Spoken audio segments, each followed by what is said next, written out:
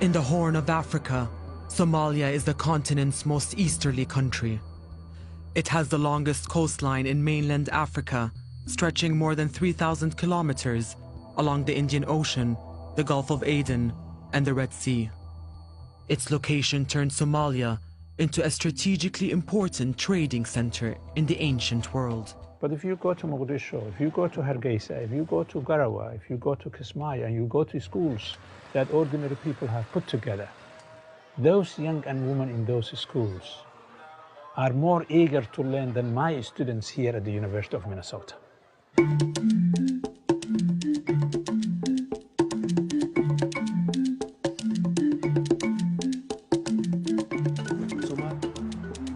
Around 12 million Somalis, most of them herders, farmers, and fishermen, live in the country's 600,000 square kilometers. Despite being a member of the Arab League, Somalia's main language is Somali. The only Arabic speakers are people who've studied the language or lived in Arab countries. In 1884, the United States and 13 European countries met in Berlin. Their aim, to divide the African continent between them. They divided what we know as Somalia into 3 provinces, each ruled by a different European country.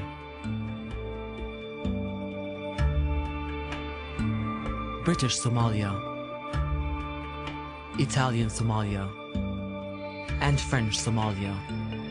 The mainly Somali region of Ogaden was taken by the Ethiopian Empire and the NFD by Kenya.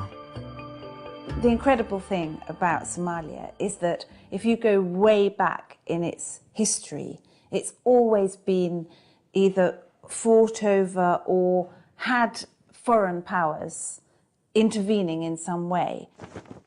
Both British and Italian Somalia gained independence in 1960. French Somalia voted to remain under French rule, despite accusations of ballot rigging, but later voted firmly for independence in 1977 and became Djibouti. The former British and Italian territories immediately united, forming Greater Somalia on the 1st of January 1960. Somalis elected Adam Abdullah Othman as the first president of the united country. He ruled for 7 years and was succeeded after a free and peaceful election by Abdel Rashid Ali Sharmarka.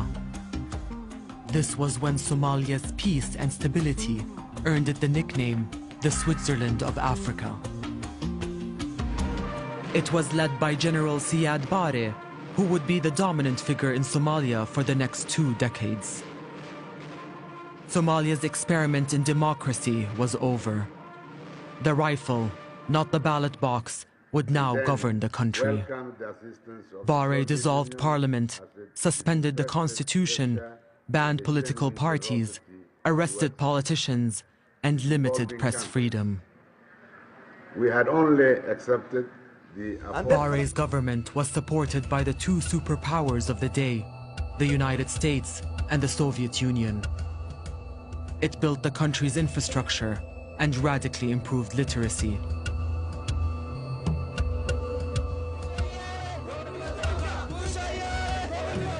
I usually use the word collapsed state rather than a failed state, in large measure because it's the government that has collapsed rather than the state of affairs for the whole country.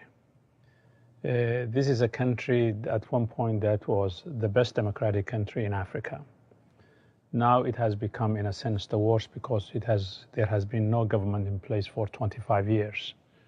And so the absence of government means there are no public schools, there are no public security services, there are no public health facilities, there are no public sort of environmental protection, there are no infrastructure that's being built by the state. So the absence of the state means that the government has collapsed, but society is trying to make a life in the midst of that madness. Because of the nature of the Somali people, and because the fact that they have been a nation prior to the formation of the state, the modern state system has collapsed.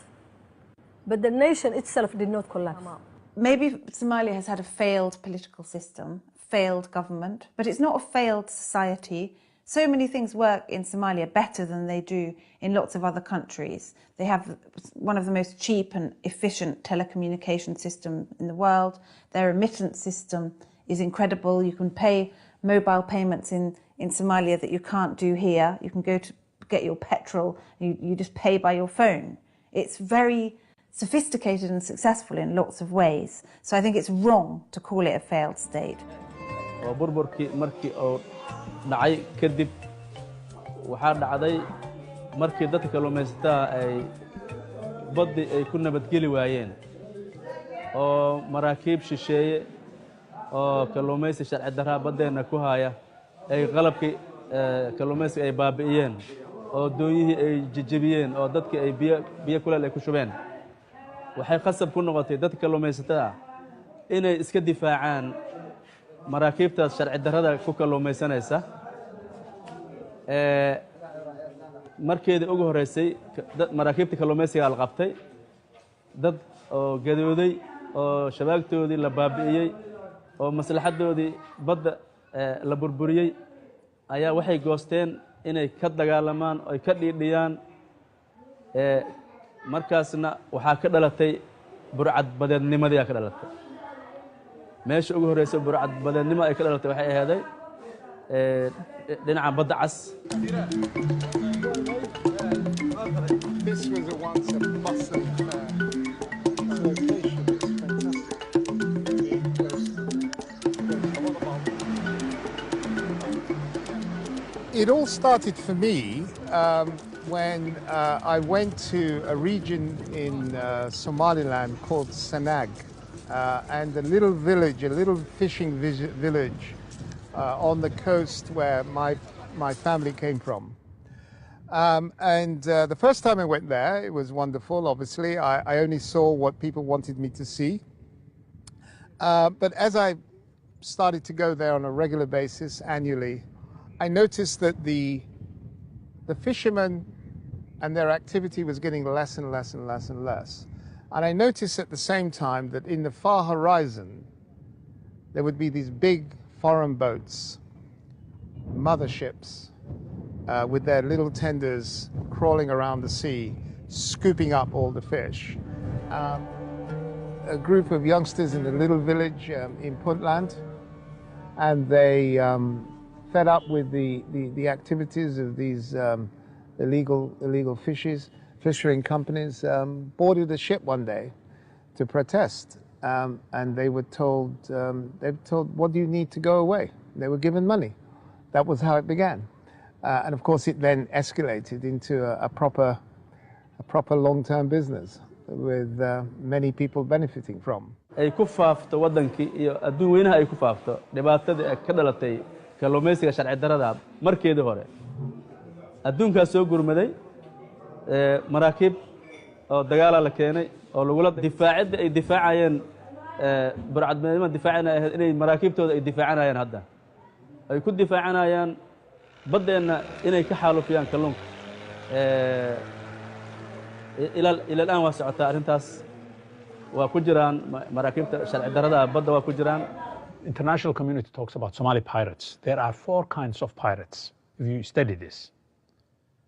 And the most costly pirates are not the Somalis who hijack the ships, are the Italians, the Spaniards, the Belgians, the sort of Chinese, the Indians, the Tanzanians, the Egyptians, and everybody else who is looting the Somali waters. And guess how much they take away every year in free fish? $500 million every year.